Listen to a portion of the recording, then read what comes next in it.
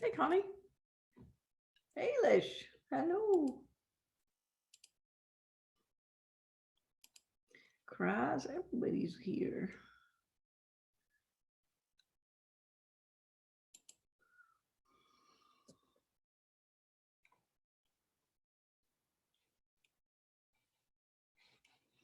Hi, everyone. Hello. Where are you? That's a very fancy office. Better unmute myself. It's a big lie. It's a big lie.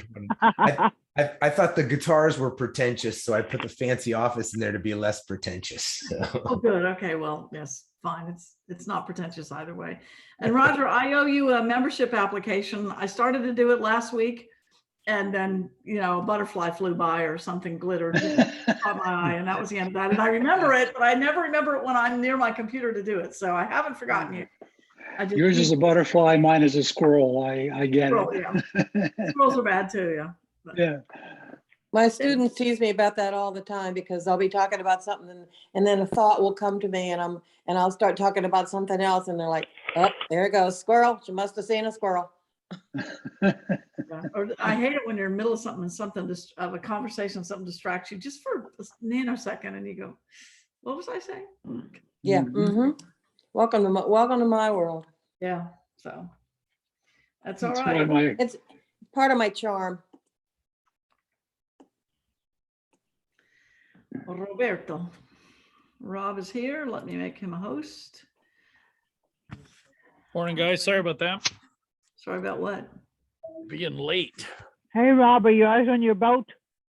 I am. I'm trying to find a spot that's quiet and a little bit secluded because we got workers on the boat. We got dogs working on the whole world. And then, Oh, you sound terrible, Rob. You're like every third syllable. but I'm not in Ukraine, so I'm very happy. Yeah. Hi. Okay. Okay, You're hold better on. now, but you were really in and out. Yeah.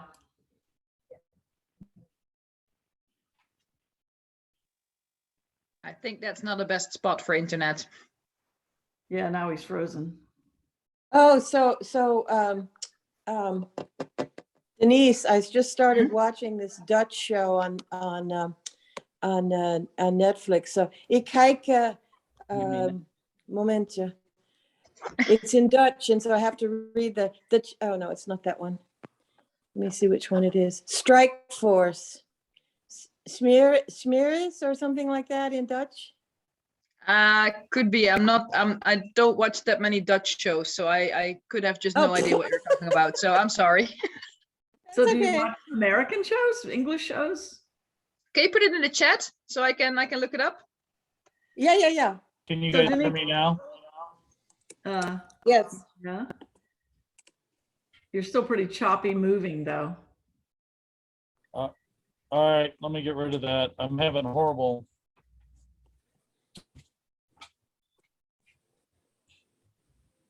Better video, I mean, not video, but better. Just audio, maybe, but you're frozen now, so we don't know what's happening. No, he's gone. You're gone. There he is. Try to get rid of your club president. Yeah, Hey, Sam. trying to get fired. So Pets was last weekend, huh? Sam, did you made it? All right, I did is not. that better, Yeah. guys? Sorry about that. Is that better? Well, Is that better? it's so far, yes.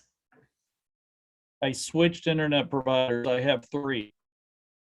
So I've got one more to go if this doesn't work. Hi, Emily's joined us. Hi, Emily. We haven't seen you in ages. Glad to have you aboard. I am. Hi, Emily. Hi, sorry. I've been super busy with work. Welcome back. That's all Thank right. you. We're happy to have you when you can. Ailish, Yes. I have a lovely get well card for you that finally, after 2 months of being in the mail, got returned to me. So I promise I will get it to you eventually. Oh my goodness, don't worry about it, honey. Oh, no. I'm bound and determined now. As soon as I find it in the box where I put it, since I've been on Oh. moving from house to house. By golly, you're getting that card. Oh, I'm glad you, well, you put so much effort. Actually, I got one about 10 days ago that somebody posted, a pal of mine in Australia posted on June the 10th or 11th or something. Yep. And, Well, and it just arrived about 10 days ago. yep.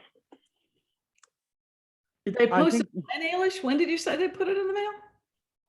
June 10 or 11. Holy cow. Of last year, because since we haven't Yeah. had a June 10th or 11th of this year. Yeah, that's 9 months. Wow. Good Yeah, but I mean, I think we have to remember there's a guy called Louis DeJoy in charge, and we're all sorts of things are going wrong. And he's Well, not there's no joy in DeJoy, that's for sure. No. Mm-mm. no competence. We got a good group today. Yeah. Hi, Mike. Hi. Got our numbers back up. Hey, George. How are It's been a you? busy time. Hey, hello. Hi, Hey, George. Les. Roger's back. Hi. I know All right, guys. Kathleen's teaching a class, so she may or may not be here. I'm not at her place anymore. I just happen to know she's teaching. Sure. All right. So I just need to confirm, is this better right now? So far. Okay. Well, don't say that with such optimism. Make sure, We can see you in here when you're not too choppy. Well, now you're choppy. well, that's the case. Very If choppy we get to through me. that, I'll just shut off my video. I will shut down. All right, guys. Well, then that in place. We will get this rolling. And see what we can do, because I do have a 1 o'clock. Oh. We will share screen. Everybody see the screen or not yet? Not yet. No, There we go. How about now? there you go. Yep, we got Only it. about a second or two delay. Well, cool, guys. Thank you very much for everybody coming. It is great to have a big group.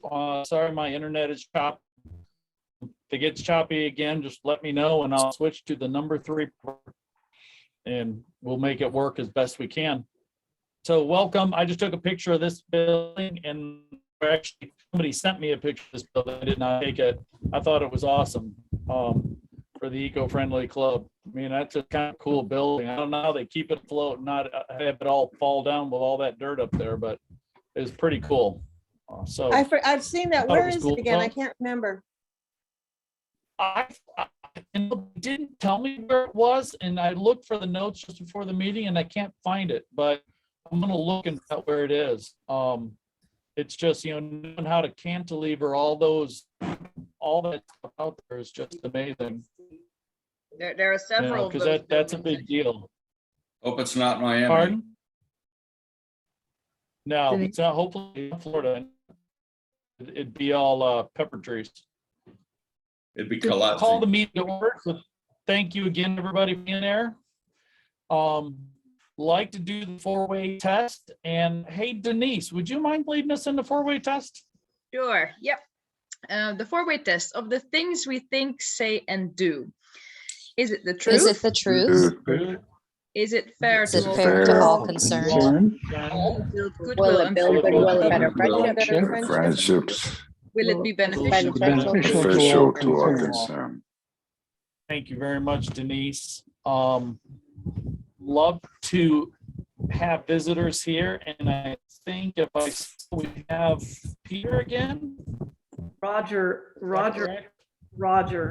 is our guest. Roger, sorry about Hey, that. Rob. No problem. I needed to get him a membership application because he wants to join our club. So I'll do that Transfer in. also. Yeah, that's Yep. great. Yeah, so Yay. looking forward to it. Yeah. Ooh, ooh. Awesome. Well, we're very glad to have you here and very glad that you came back. Anybody else I missed? Looking, Emily, it's great to see you. Thank you. Yeah, think everybody's I've kind of missed- disappeared off my screen, but I'll get back. There you are. Okay. Here now, yeah. It's this whole technology thing. You can disappear and reappear at the swift press of a button or a mouse click. I was always into magic as a kid, so I guess it's my new hobby. Huh? Black most of the time. That's cool. That's cool. Yeah, I always bought magic tricks, but I could never make it work. And then I just got frustrated and threw them out because I didn't have the sleight of hand. I just thought it was all magic. So I literally, as a kid, I bought it for the magic. I didn't realize there wasn't magic. There was no Santa Claus. That just didn't work. Not that they're on. Sorry, in case anybody still thinks. All right. So at that point, we have a great presentation. Kind of Sam's agreed to pop up and give us kind of a here's what's going on with everything that's going on right now. And you're going to find it's very, very interesting. My son is in cyber industry, firm, and they are getting attacked. So I'll turn it over to Dr. Sam here. All right, great. Well, thanks, Rob. I'm gonna let me hit screen share, and it might my screen share might kick you off. So let's see what happens here. Yeah, that's okay. I was trying to get out of it. All right. There. Okay. Whose picture is that? Which picture? Yeah, who was that on that picture? That wasn't you. You had a tie on. Oh, I'm sorry. The picture on Rob's slideshow. I was like, what picture? yeah. That's pretty cyber. Everybody knows. Cyber guys don't wear ties. Hey, they wear pajamas. I thought you're supposed to have tattoos. If that's a requirement, I will go out and get the needle hot. Yeah, get it heated up there.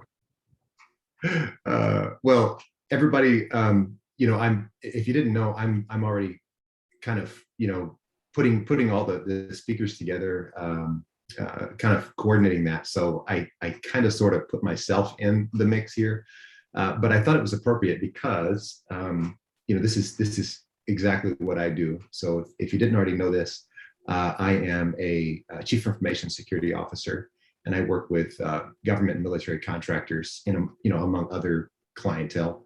And this is kind of every day, all day for me is what I'm hearing about Russia and trying to kind of deal with all these things. But I wanted to share it with you guys because I've got friends and family that have been asking me lots of questions lately, in addition to clients.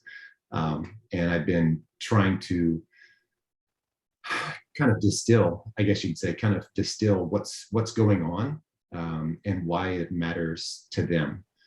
So this is nothing to do with age or nothing to do with, with nationality, nothing to do with, your supposed predisposition to technology. A lot of people say, oh, I'm not a tech person, or, I can't understand it. I can't get it.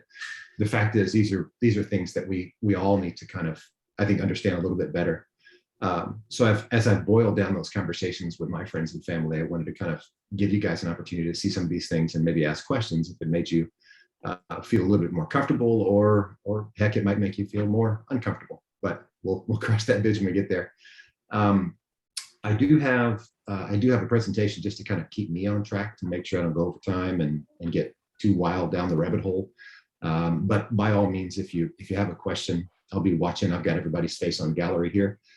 So if you want to ask a question, just interrupt or raise your hand or chat or whatever, and I can try to pull it up.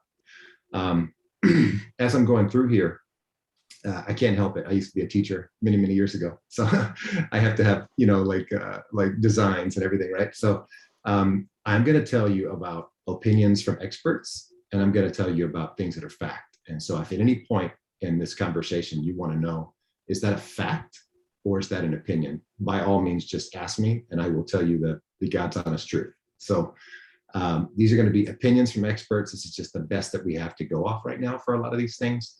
And then later, I'm going to go through a little timeline, just kind of a history lesson with you. I'm not going to talk about, the origin of the GRU and stealing crops from Ukrainians in the Soviet era, but I am going to talk about the history of cyber warfare, that kind of stuff. The next one is community engagement. So I wanted to give you some opportunity to do something on your own or try to take something away here. And then, of course, critical points. So things that are, I think, really important in this conversation. So with that, one of the big, I guess, first questions that we should probably throw out there is, what have they done so far? So what has Russia already done to Ukraine and other Western countries and Eastern countries? What have they already done? And just kind of lay that groundwork first. So I'm going to take you through the details of the timeline, but essentially we're talking about attacks on financial industries, on transportation. We're talking about industrial controls. These are the controls that run power generation, the controls that run, hydroelectric plants, the controls that run generators. Everything is so high tech nowadays that it's not about, going out and pulling a cord and starting an engine. These are extremely automated, extremely technical diesel generators in most cases that have software and programming. And so unfortunately, we've crossed a point. A lot of people call it the Rubicon. We've crossed the Rubicon from IT hacking to OT hacking.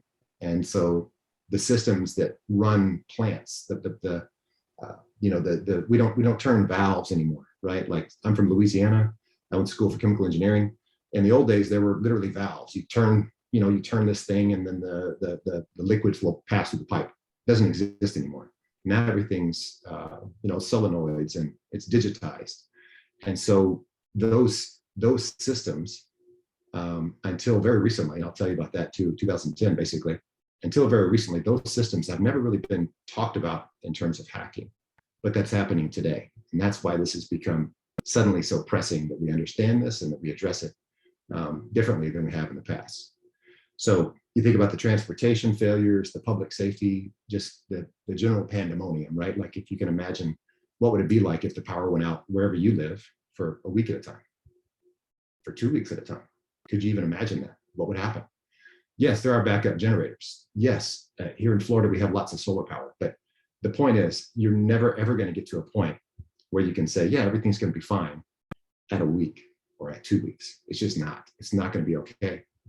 So thinking about those kind of potentialities is not to scare you. It's just to kind of put context to this. This is what we're talking about. Not just the destruction of that critical infrastructure, but we're talking about data too. And I'll give you obviously a big example of that one last year that I'm sure you already know about.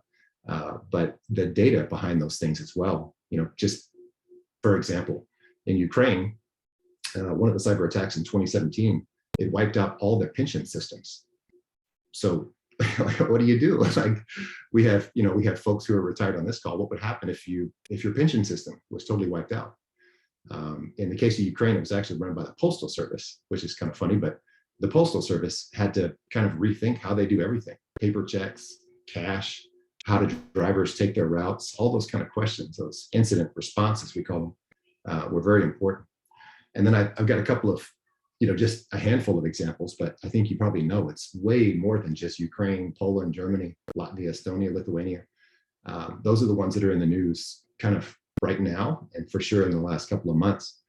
Germany is the one that was in January. If you recall, there was a petroleum and gasoline holding tank. It's the biggest, basically the biggest holding tank and the biggest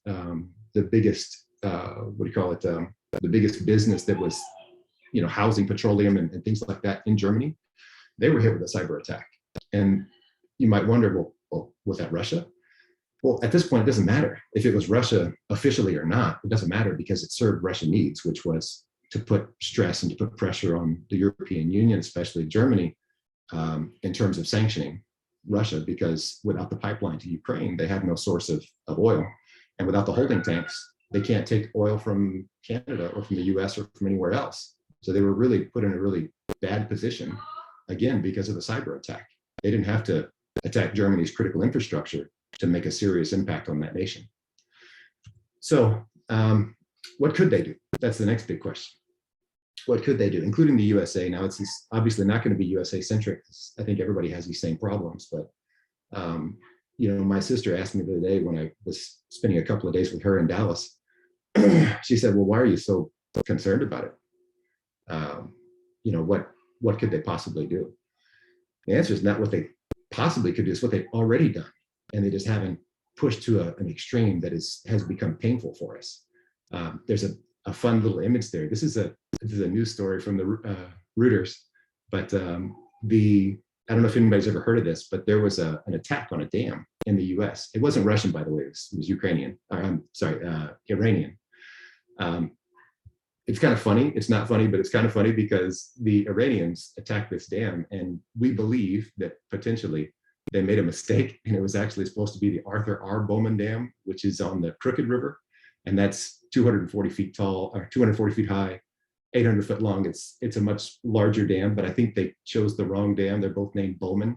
So the Bowman Dam that you're looking at here was actually a very small dam, and it just so happened that the doors that release the water were actually offline for maintenance when the attack happened. But the point is, we don't know when or how these attacks are really planned. We only know when we see the evidence of the attack itself.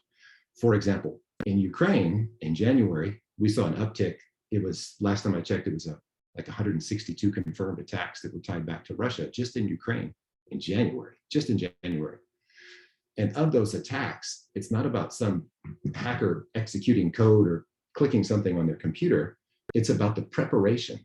And in some cases, 2, 3, 6, 12 months of preparation. It's not about when you see the attack happen. It's about when did they get into the system in the first place. So the fact that you don't see evidence of an attack doesn't mean that there isn't already a breach. I think you've all heard of, one that I'm going to bring up right now, Colonial Pipeline. Just because we saw evidence of the breach doesn't mean that we know when the breach happened. A lot of times those forensics are either not mature enough, the company doesn't have the data, or the data is wiped. We don't really know exactly when a malicious actor has entered the network, sometimes ever. And so, what we can see in Ukraine is that they're, like I said, 2 months, 6 months, a year out, where they're already in the networks, they're already doing things or gathering information or planning an attack before the actual attack happens. So could they do that? Yeah, absolutely. Another thing that my sister asked was, who's they? And it's not her political persuasion to disagree with things. She's just very critical thinking minded. And what she said to me was, but they all aren't Russian military. They're not the Russian, the Russian hacking groups. They're not the state sponsored, right? And I said, well, it's hard because attribution, like if you want to know who does something, it's very, very challenging to find out who does something. There's a running joke. You can actually buy these on Amazon. They're attribution dice where you just roll the dice and it says Iran, China, North Korea. You roll the dice and you say, oh, this is who did it. But in all seriousness, we do have evidence and we do have forensics. And just because they haven't been specifically attributed to Russian state-sponsored, as in the military, doesn't mean that they're not encouraged to do so or even funded to do so by the Russians. And so you might think to yourself, well, I just read in the news that Russia was cracking down on hackers. Yeah, that did happen. In January, a very famous, I think it was called RE Evil, a hacking group, was arrested by the Russians. But the kind of the scuttlebutt, the conversations in the community that I'm in, basically what we think happened was that the gang, this RE Evil gang, kind of split in two and they splintered. One side chose to support Russia officially, as in supporting the military, and the other side decided they wanted to be independent hackers, and that's why Russia cracked down on them. So when they busted them, they basically just busted everybody who didn't want to play along. Now, do I have evidence of that? No, of course not. But what we can see, when we're looking through forensics and we're looking at fingerprinting, things like that, of this of the data that's left behind, that's what we can kind of infer many times. So Colonial Pipeline, again, this is a big one of what could happen. This is something very simple. It was pretty straightforward, kind of the same kind of attack that you would expect to be a victim of at your house. When you get the scammy looking email and the grammar doesn't work out and things like that, and you accidentally click something and you install a virus or a Trojan or some kind of malware on your computer. That's what happened. That's how the Colonial Pipeline attack started. And it escalated because of that foothold, because of the access that whoever that malicious actor was, once they got a foothold on that one computer, they were able to spread to other computers, including the Colonial Pipeline administrator. So the IT administrator on that was the victim. And as you can see from the FBI press release, it was attributed to DarkSide. Dark Side is another Russian cyber gang. We have not attributed that, again, this is my opinion versus fact. We have not attributed that as the United States, Department of State, NSA, CIA, FBI. No one has attributed that to Russia officially, as in the government. At this point, it's it's believed to be just a cyber gang, which there are cyber gangs in Ukraine, there are cyber gangs in Bulgaria, cyber gangs in the United States. But could it have been? Absolutely, absolutely, 100% sure this could have been something that the GRU, which is I'm going to tell you about in a second, the official Russian military, could they have done it? Yeah, 100%, 100%. So why is it important? We kind of talked about this, but without power, there's no computers. Without computers, there's no traffic lights. There's no, there's no refrigerators in the grocery store. There's no medicine, right? Like all those things are cascading effects, and it's pretty alarming, right? You can imagine what 2 days is like, and then what's a week like when we had the brownouts. When was that up in New York? Maybe 2014, I think. I can't remember. It's been a long time, but we had mass pandemonium, right? It was about a week without power. Imagine if it was larger scale and for a longer time. It's incredible economic impacts.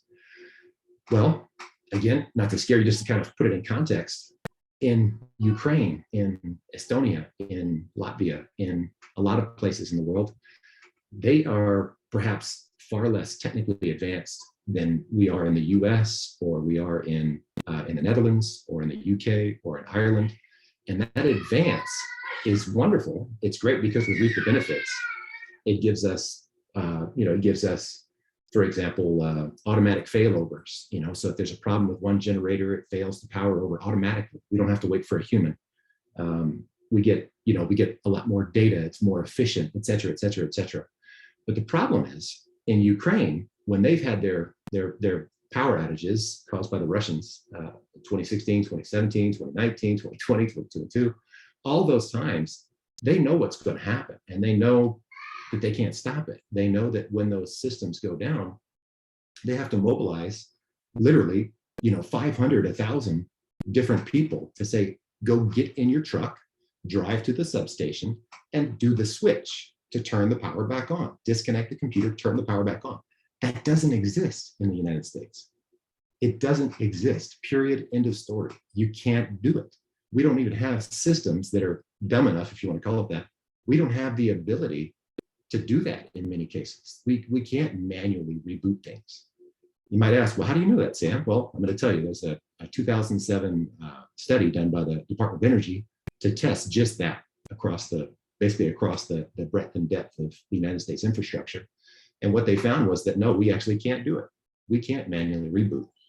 So it's pretty terrifying. It's pretty scary, but will it happen? I don't know. One famous, you can look his name up, Rob Lee. He's all over Twitter right now. He's on CNN. He's in a lot of different channels and communities. Rob Lee, when he was working for Dragos a couple of years ago, made this statement. So again, talking about Ukraine, people say, well, could that happen to us? What would happen, et cetera? What he said, and this is a perfect summary, is taking down the American grid would be a lot harder than taking down the Ukrainian grid. But keeping it down would be a heck of a lot easier. Why? Because of all the IT, because of all the technical advancements we've made, it would actually make it more susceptible to hacking. We've never worried about that, so it wasn't a problem, and now it is. So you've heard me say a couple of things, and if you see something for the rest of the presentation, I just want to tell you, phishing, if you don't know what phishing is, if I say that, that's the fake emails where somebody wants you to click something bad. Ransomware, you probably heard about that. All it is some naughty person installs something on your computer that encrypts it. So it basically makes your data very secure, very safe, except they got the key and not you. So it locks your computer. Well, you have to basically pay them to give you the key. If they even give you a key, some cases they don't even want the key, they just want to harm people. And hacker, so I'm going to say hacker. If you hear me say hacker, I don't always mean bad. I could mean good. So my company, for example, we have lots of good hackers. And so hackers can be bad or they can be good. They can be white hat, they can be black hat. That's naughty versus nice. And even the hackers can be on the red team side or the blue team side. So if you hear me say something like that, that just means sometimes we pay hackers who are really, really smart and really, really clever.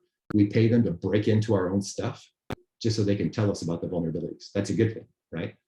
I'm a blue teamer, so my job is to outsmart the hackers and protect the things. But either way, we both have a job to play. So GRU, I've already said that a few times. The GRU, I'm not going to even attempt to say the German, but GRU is it's actually an antiquated word. There's a new acronym that's the more official, but everybody just says GRU. GRU goes way back, way before computers. This is the what do you call the Spasnost? You know, these are the guys that used to be the paratroopers that would jump behind enemy lines, and they would bring with them, you know, like 10 different soles of shoes in their backpack, and they could swap out the soles of their shoes to make it look like an American boot or a Swiss boot or whatever boot. These are like the Russian spies, right? This is kind of like the CIA for the United States. But the difference is this is also where the hackers work. So this is where the assassins and the secret agents, but also the hackers work for Russia. There's two groups in particular that we're talking about today, and that's Voodoo Bear and Fancy Bear. If you want to know what's up with that, it's actually a kind of a cute aside. The best one is Iran. So like when you're discovering a star or a comet, the astronomer gets to name the planet, right? So you can name it after your wife or after your husband if you discover something. The same thing applies for cyber warfare. So if you discover a new threat actor, you get to name it. Well, the people who name these things have different terminology. This is just one vendor who calls them bear. Anything bear is Russia. The cutest one, though, is if you're an Iranian hacker, this one particular agency, they call them kitten. So you could have like angry kitten or, you know, feral kitten or stinky kitten. And that means that the attack came from Iran. But in this case, we're talking about the bear. We're talking about Russia. The first unit you see here, this is the one that was responsible for the Ukrainian blackouts I'm going to tell you about. The Petya malware, if you've heard of that. Gael is not on the call, but the Macron election meddling, the 2018 Olympics, if you remember that, it was kind of a blip.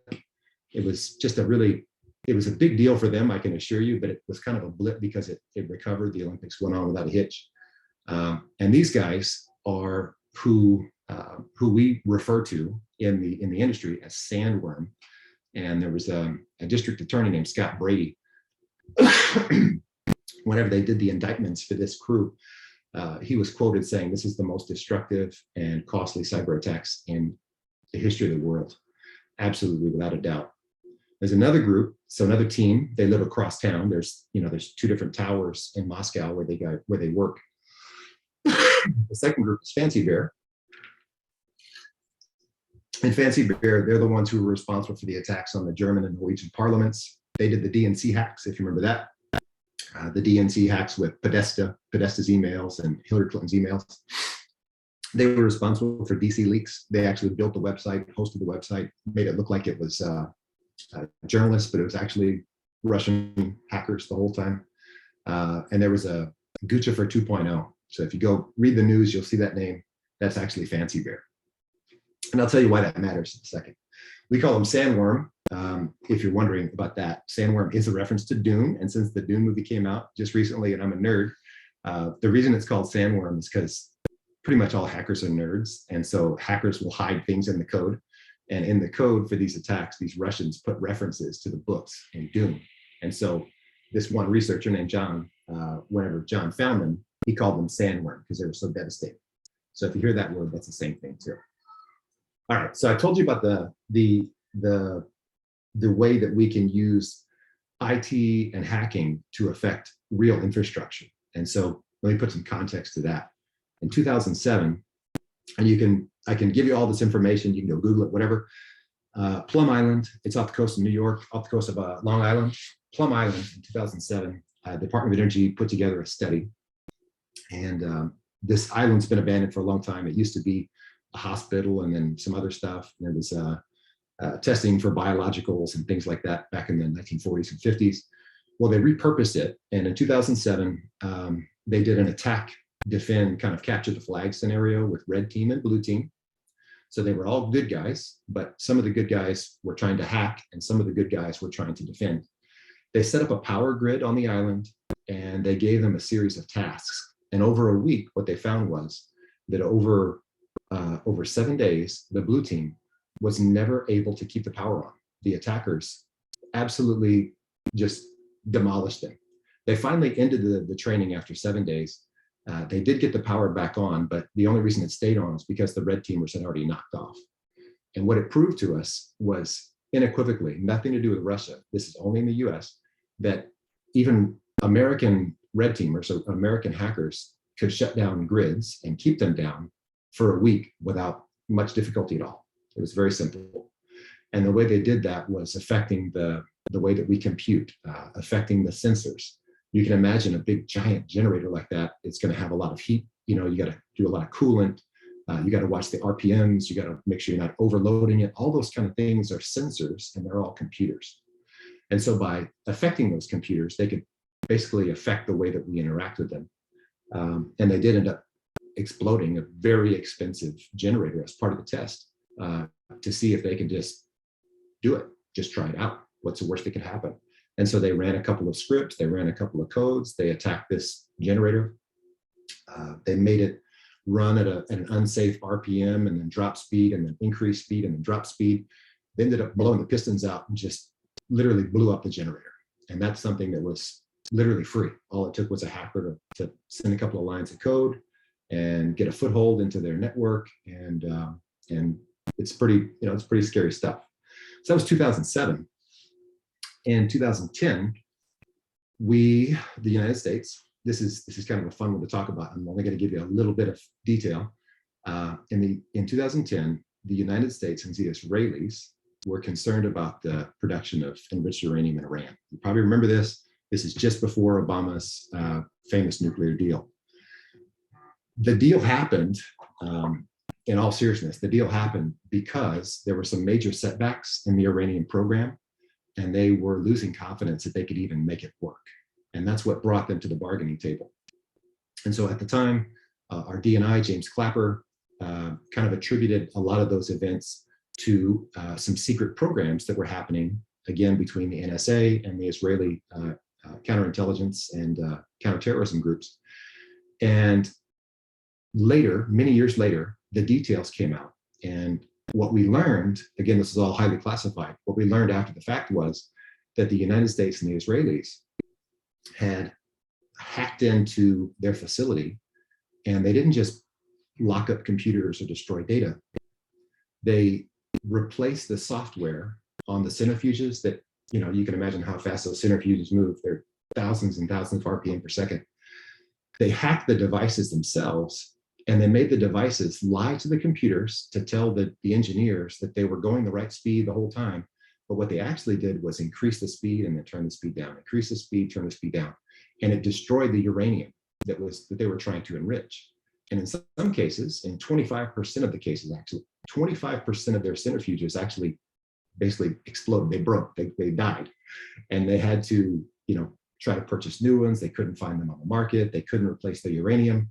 Again, like I said, it put them back years. It put their program back years, and it brought them to the bargaining table to get the nuclear deal signed. Now, why is that important to us? Because once the world found out about that, it was the first time that we know about that we used hacking to affect the real world, operational controls. It was the first time that we'd ever done that. We could have just locked up all their computers, but we didn't. We affected machines. We affected operational systems. We affected these little tiny control panels. We affected sensors. And that, in a way, opened everyone's eyes to the possibilities. And I'm not placing blame. What I'm saying is that's the first event of its kind. And the tools that were used in that hack were eventually exposed. I'll tell you about that in a second. And those same methodologies were now used, we saw in 2015 in Russia and Ukraine. So that old school methodologies of the phishing emails was combined with this new idea about attacking infrastructure. So in 2015, phishing emails led to malware, led to industrial control systems being compromised. Batteries were overloaded, IT systems and files were destroyed. And Ukraine had 230,000 people without power for 6 hours. That's bad. Doesn't sound like the end of the world, but they only allowed them to turn the power back on. So understand that they basically stopped their attacks and allowed Ukraine to turn the power back on. So it wasn't one of these things where Ukraine fought them back. It was really just a power play. It was a way for Russia to show the world what they were capable of and say, we have the power to turn off capital cities anywhere in the world. Just like that. We can shut off your lights. That's pretty scary. The same year, there was another attack in the capital, northern Kiev. They shut down everything, rail systems. They wiped out financial systems. ATMs weren't working. Credit cards weren't working. Just widespread pandemonium, right? In 2016, we didn't know who it was. We didn't even know the attack happened, actually. Arizona and Illinois election systems were hacked. We had 15 million individuals with their information exposed. And I'll give you all the news stories and everything. So if you have any questions, you can look this up. But we're talking about names, birthdays, in some cases, partial social security numbers, addresses. All that's pretty important information because it will tell you if somebody's a Republican or a Democrat. It will tell you if they live in a precinct that could be on the fence for Democrat or Republican. It'll tell you about their, in this case, their age. It will tell you about their demographics. It will tell you how to find them online. It will tell you how to do targeted ads in specific counties or regions. Targeted ads for Black Lives Matter, targeted ads for Clinton campaign, targeted ads for Trump campaign. All that information was much more valuable than we realized at the time. But that hacking went unnoticed for some time. Later in 2016, you already know the story of the DNC hacking, of course. I wanted to put this in there in case there was any doubt. The CIA, 100% on record, CIA has informed legislators in Congress, this was absolutely a Russian cyber attack.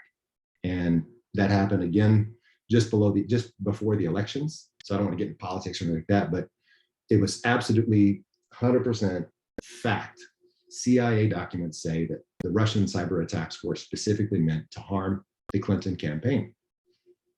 That's election meddling. That's a big deal. That's huge because the Geneva Conventions specifically talk about warfare. They specifically talk about, protecting medical people. They specifically talk about protecting the wounded. But what does the Geneva Convention say about elections? What does the Geneva Convention say about infrastructure? What does the Geneva Convention say about citizens and countries that are not at war? So those are the kind of questions that are now coming up around 2016. And Petya, if you remember this word, it was 2016, didn't happen to us, so probably didn't hit the front page where you're at, but there was another huge attack in Ukraine, 2017. This is where it gets bad. NSA was hacked. Not sure if you knew that. The NSA was hacked by Russia. When they were hacked, the Russians stole all of our best cyber attack tools. Some of the tools that the NSA uses, we keep for years, literally years, 3, 4, 5, 10 years. Some of these cyber attacks, these methodologies, these specifically created malware, all these kind of things. We pay a lot of money to purchase from other countries or purchase from hackers, or we build it in-house. They were all stolen. The hackers who stole it pretended to be independent, and they pretended they did it to make money. But all in all, they only made a couple of $1,000. The truth of the matter is, again, verifiable, this is NSA opinions, was that it was Russian GRU hackers. They took the tools, they used the tools in their own attacks, and they also flooded the market with the tools they didn't want. And they did that to create chaos. So now anyone who has a computer, whether you're in Nigeria or Bulgaria or Alaska, anyone with a computer can find these tools online and create their own new hacks, create their own new chaos. Not Petya. This is a big one. This one, it cost Maersk $300 million. DHL was affected. Merck was affected. FedEx lost $400 million. Just FedEx lost $400 million. This is the largest cyber attack in terms of dollars that the world has ever seen to date. You're talking billions and billions of dollars lost. It shut down shipping. There were miles and miles of 18-wheelers sitting outside Baltimore and New York ports. They couldn't offload their materials because the computers were locked up. You couldn't make purchases on DHL. The site was down. Huge cyber attack. Oh, go ahead, Sally. Sam, how did they get hold of the NSA tools? Was that I remember hearing about that. It's a great question. Nobody really knows the truth, but facts. One of the NSA contractors was in fact using Kaspersky antivirus. That's right. I knew I'd heard of that. Okay. Yeah. Kaspersky antivirus, and I'm not trying to throw shade on another company. I'm sure they are a very fair and honest company, but Kaspersky is founded in and headquartered in Moscow. And so the popular opinion, not a fact, opinion, is that because you have this malware on your computer, imagine you're a contractor, you work for the NSA, you go to Fort Meade and you come home in the evening, you've got this malware on a hard drive, you plug it into your computer to check out the malware, and your antivirus says, that looks dangerous. And the antivirus picks up this malware and then uploads it to the cloud. The cloud happens to be Moscow. Now all these tools are sitting on a server in Kaspersky in Moscow. It's just a matter of time before the GRU and before Russia would get their hands on it. Again, that's just opinion. The facts are that the contractor broke the rules and took the tools out. He did have Kaspersky on his computer, and Kaspersky did upload the tools. Kaspersky says that they deleted everything and it was never shared. That's the end of the story. So, biggest attack in the history of the world, not Petya. Bad Rabbit followed shortly behind. The French election meddling happened in 2017. Olympic Destroyer, if you remember that one, that was 2018. They shut down the Olympics on the opening day. Not to be confused with the exposure of, what was her name, poor Serena and poor Simone. Remember the Russians hacked their health records and put all their health records out online too. So you can see a pattern here. Anytime you upset Putin, or you take away Russia's ability to compete in the games, or any kind of sanctions, you can see that the attacks seem to increase. See, the election meddling results that really matter to us in the US were the indictments of these 12 individuals. And so again, fact, not opinion, this is fact, that the unit 26165 and unit 74455, 100% fact, were indicted, and these individuals are members of the GRU Russian military, and they were charged with these crimes. Fact. So those crimes included everything from the DNC hack, from the meddling and the kind of the pro-Trump troll farms that you saw on Facebook. It included the transfer of Bitcoin for ransomware. It included just a long list of crimes. And again, I can put all these links in an email later, but that is what we remember in the United States, but we don't recognize the significance of that. Those indictments 100% make it clear that Russia has been attacking us for many years, and not just companies like Colonial Pipeline. We're talking about our election systems. We're talking about our critical infrastructure. That's a big deal. So those indictments are significant. They are very significant. Later, 2020, we had the Olympic hacking. This one, it involved the UK, but I wanted to put it on here just to kind of draw a continuum for you. And then Colonial Pipeline, although we haven't attributed that to Russia military officially, there's no reason to think it couldn't have been, right? It's an attribution question. One of the things that came up in the 2020 hacks with the Olympics was there was a lot of even high-level subterfuge and a lot of high-level obfuscation, where people said, well, we're not sure if it's Russian. Could be anybody. Well, that's been cleared up. I can assure you it is absolutely Russian. But the important thing to note was in those attacks, it was always using snippets of code from other hackers. They always tried to make it look like it was North Korea, or try to make it look like it was this hacker gang, or try to make it look like it was someone else. But after further investigation, again, hindsight's 2020, we can now go back with very high levels of surety and say, no, that was absolutely the GRU. Absolutely. So why does it matter? Because if you want to know, what's going to happen to the US in 3 to 5 years, the experts say, watch the Ukraine today, because that's where they're practicing. All those turn the power off for 6 hours and turn the power off for 24 hours, all those events were just practice. Why Ukraine? It's the borderland. Again, I don't speak Ukrainian, but that's what it means. If you didn't know that, it means the borderland between Russia and Europe. 1 in 5 Fortune 500 companies outsource IT to Ukraine. If you want to make semiconductors and chips, you're going to need Ukrainian neon. If you didn't know that, that's another little fun fact for you. 45 to 54% of the world's semiconductors are going to require neon that comes from Ukraine. So it's not a matter of, to me, if, it's a matter of when, and kind of preparing ourselves for those kind of things. This is a quote from the Ukrainian Foundation for Development, talking about the impacts that they see. Banking systems hit. This is Ukraine, not the United States. Disruptions in energy supply, communications, the internet, everything. It's going to be catastrophic for Ukraine. It's not about how fast or how far between the attacks we can go, or our presumption that we can protect ourselves in the United States or in Amsterdam or in France or in Ireland. It's not a matter of can we protect ourselves for 5 years or 10 years.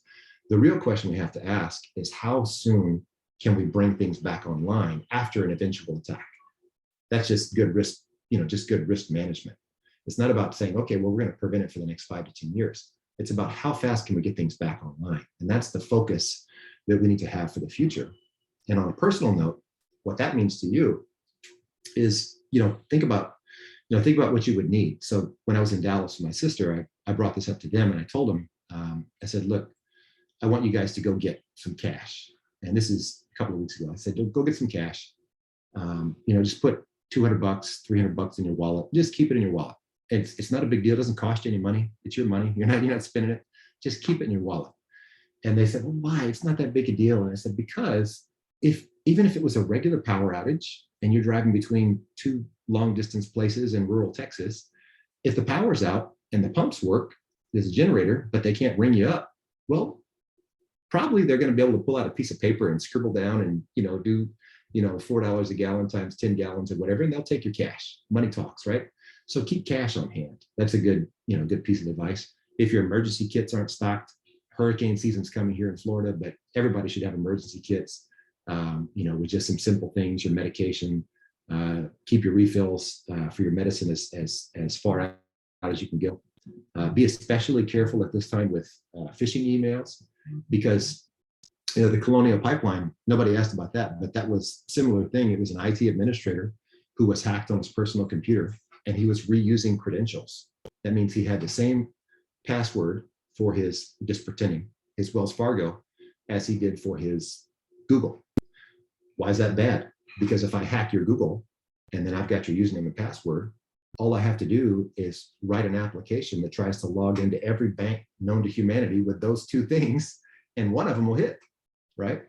So you can't reuse your passwords. Use a password manager if that's something that challenges you. Use a password manager, 1Password, some kind of file vault system, right? iCloud, if you're an iPhone user, you can use iCloud. At least there's only 1 password you need to remember, and you can use your face for it. And you're creating unique passwords for everything. That's the way you can protect yourself. And then last is social media. I hope we never see anything like we saw in 2016, 2017 with social media and just the poison that we saw between, friends online, just the anger, the animosity, the lies, the false information, the fake news. That's something, again, totally different conversation, but something that you can do to make that better. All right, I'll pause right there and see if there's any questions. I can stop sharing here. And there we go. So, hey, Sam, I have a quick question. Is there considered an acceptable percentage of how much of it is a technological attack versus a social attack? where there's a weak link human being that gets you into the system versus a pure brute force attack? It depends on who you ask. CrowdStrike's numbers for their incident response after action reports is something like 90%. So that means 90% of all cyber attacks were started by a phishing email where some knucklehead clicked a link. So it's, I mean, so as I talk to people, I mean, I always tell them that the weakest link is us. Absolutely. Because we're the ones that get fooled, and it's a human that allows it in most of the time. But the percentages I hear are, you know, I've heard 90%, I've heard 75%, and I just haven't looked recently to see if there was a better one. But it really is something that we all have to do better at, to say, hey, if it looks bad, smells bad, feels bad, don't click it. You know, don't click it. And here's a simple one. If you get an email from the bank or whatever, just go to your bank and log in and see if the message is there. Don't click anything. Just go to the thing. You know, you get an email, say, click here to pay your bill for FPL. Just go to FPL. Don't click the link. Just go to FPL. So that's my advice. I see Mike's hand too. Go ahead, Mike. I assume we're doing the same to the Russians, and maybe we have the same or similar capabilities. And to what extent are all of these acts of war? That is the question. That is exactly the question. We have been talking about it for a long time. It goes back to, I think, 2010. Who was the DNI back then? Was that Clapper? Yeah. So it goes back to, was that right before Clapper? Anyway, it goes back to maybe 2010. People have been talking about rewriting the Geneva Conventions to include cyber attacks and to redefine cyber attacks, because these are attacks on civilians. These are attacks on personal property, on private institutions. I mean, if it's a war, we understand, right? But here's the kicker, Mike, and I'm glad you brought it up. Why won't the US do that? Because of your first statement. We are thinking offense, not defense. We know that if it came down to it, we don't want to write that stuff in the Geneva Convention, because then we can't do it. But we're hoping, we're banking, we're praying that our offense is going to be better than their defense, and it's going to outweigh the pros and cons, right? Like, we're hoping that we can trash them before they trash us. So it's just Cold War all over again, right? Thank you. Kimberly, I saw you had a couple of things written in. Oh, I'm sorry, that was anonymous. I see. What was your question, Kimberly?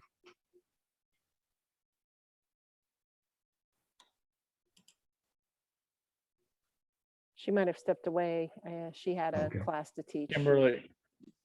I think I'm still on mute. said- Sorry. Okay. I'm here. No, I didn't step away. The other day I got a thing, a text message that said that someone had charged some camera equipment to my Amazon account for, click here. I have learned I never click here. But they're doing it through text messages. They're doing it through emails. I don't answer the phone unless I recognize the number or the name. So those people just disappear. But now they've taken to text messages and all sorts of horrible things. And I have to admit, I got scammed a few months ago by somebody a phone call claiming I hadn't paid my electric bill. And I got so panicked that I hadn't, and I wasn't at a place where I could check it, and they're going to turn it off. And I got workers and, at the house. And so I ended up paying a couple $100 that I ultimately found out that it was a scam. And USAA said, well, you authorized it, so tough noogies. That's a good advice. Links are not just an email. We call that smishing. Smishing, by the way, is a new term for the day. Okay. SMS is your text message, smishing.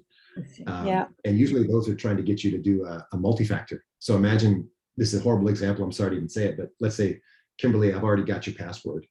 Because you reuse your password for Google, for Wells Fargo, I know what your username and password is. But you were smart enough to turn on multi-factor authentication. Yeah, I do that all the time now. So I can send you a smishing, and I can say, hey, this is Sam from Wells Fargo support. I see that someone's trying to log into your account. And I could literally call you on the phone or text you and say, I'm going to open a ticket for you. Could you confirm that the ticket's been open and read me back the code? Well, what did I do? I actually just went to Wells Fargo and hit login. And now you think you're talking to tech support. You tell me the code, but actually I just logged into your account. Yeah. I wish they would use their evil powers for good, like Anonymous is doing now with some of the hacking that they're doing. But Anonymous is not good, not good. And I Anonymous know, never I good. know, but they're doing some, Yeah. they're doing some good work in Russia. So I'm not gonna. Yes, I know they're bad. I know they're bad. I know they're bad. I can't support them either way. Real quick, Sam, because I'm gonna have to run here, but can you explain to the group the difference of what happens on Wi-Fi and the first debit versus credit card? Because that's a big deal too. What happens on Wi-Fi? So don't trust Wi-Fi. Any free Wi-Fi, do not trust it. Do not go to the airport. Do not join open Wi-Fi. Do not hit accept. If you go to the airport, just turn on your phone hotspot. It's the same thing. Just turn on your phone hotspot. Any free Wi-Fi, I can stand up Wi-Fi on my personal hotspot on my phone and call it, McDonald's free Wi-Fi and sit my phone on the desk, and you'll join it thinking you're joining Wi-Fi from McDonald's. I could be intercepting all your traffic, watching all your keystrokes, knowing exactly what you're doing. So free Wi-Fi is bad. Free Wi-Fi is terrible. What were you getting at with debit and credit? Is that FDIC protection and fraud protection? Some of the protections for debit cards are way different than they are for credit cards. And I don't use the debit card online. I just don't. I use a credit card. Same here. Yeah. I'll put a lot of fun things in our message blast to go out after this, and I'll send them to our folks who do the newsletter as well. Yeah, I was actually surprised when you said to take. I always have about $200 in cash available to me, but I wouldn't think that would be enough. I was thinking, oh God, do I need to have like $2,000?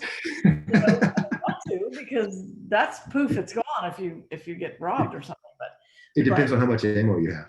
Yeah, I have none. So yeah, I wasp spray. That's what I could spray people with. But hey guys, I apologize. I gotta jump, but we need Denise to do her thing after I'm gone. But if you guys wouldn't mind taking over while I'm jumping to the next one, whenever you're done discussing this, because we haven't done a sergeant in a while. I'm in a federal training that clocks my hours on my class too, so I've actually got to jump too. All right, Denise, we'll have to go quickly and then we'll close out.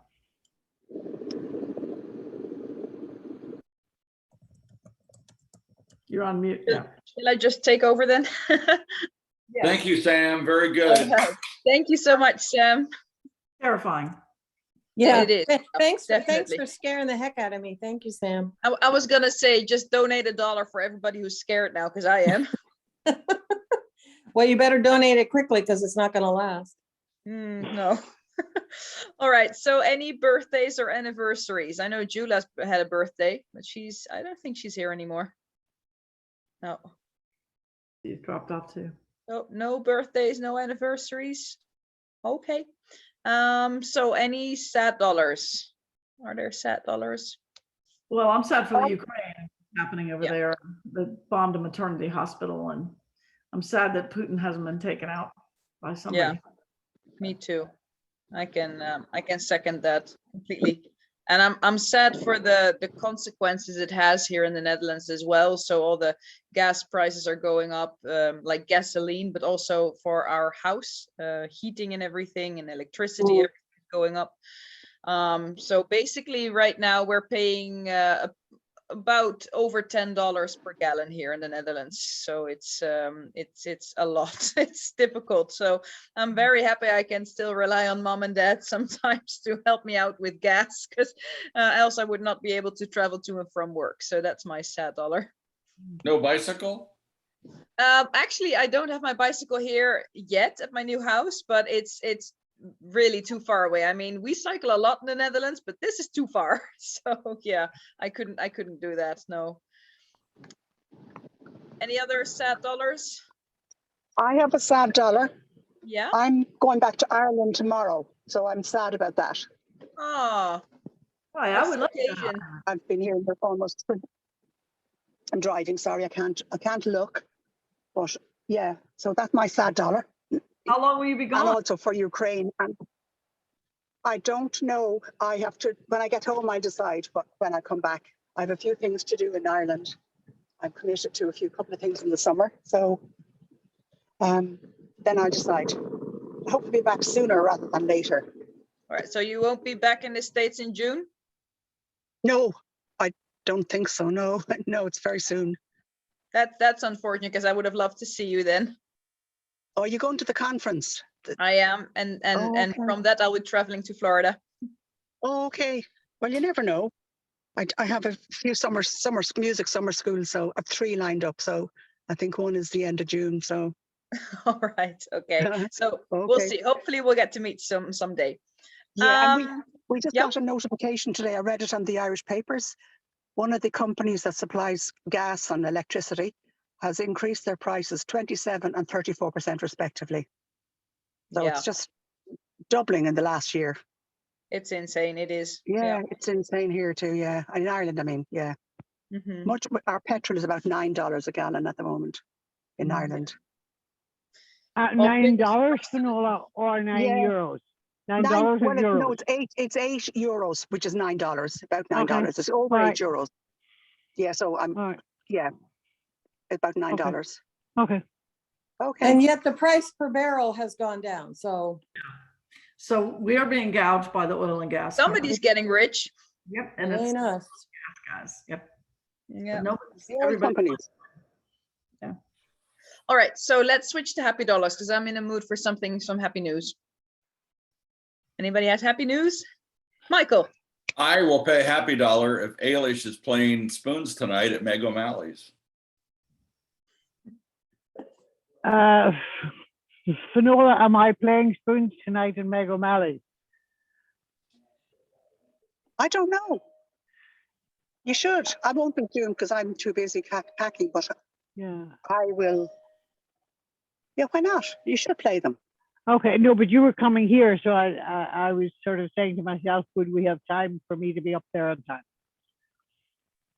We'll see how we get on. Yeah, okay. Okay. We'll see how I'll we pay the cope. dollar anyway because I've seen her play the spoons. Okay. Well, that's something I want to see when I visit in June. Okay, well then we'll do that. And watch Kraz improv. Oh yes, that too. Absolutely. I've got a long list of things that I want to see and do when I'm there. All right. So that's joined us. I just realized Martina's on the call. Hi. I think that just happened. Sorry. Can you hear me? Yes. Hey, Martine. Yeah, sorry. Oh, my video is also off. What the hell? Hello. There you are. Lovely to see you. It feels like skipping school. You're ignoring your other meeting. Yeah, I was just writing some other emails, so I didn't pay attention to the Zoom. So how are you all? You're great. It's so good to see Can I see you all in the gallery? Yeah. All the better for seeing you again. Mm-hmm. So how are things in Switzerland? It's going well actually. Still quite busy, but hopefully or maybe something's going to change soon. So let's see. Okay, we won't ask until you're ready to tell us what might be changing.